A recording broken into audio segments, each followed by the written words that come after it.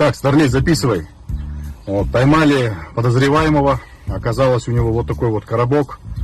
Коробок, да. Внутри содержимое растительного происхождения, зеленого цвета, со специфическим запахом.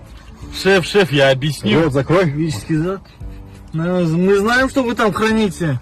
Да. Так, на вкус, на вкус. На вкус точно наркотическое вещество. Шеф, я же говорю, я объясню. Рот закрой, говорю. Это как минимум 3 года. Точно, да. Все, оформляем по полной программе. Ну, подозреваемый, что вы можете сказать в свое оправдание? Шеф, я вообще-то в больницу шел, анализ сдавать. Это мой кал.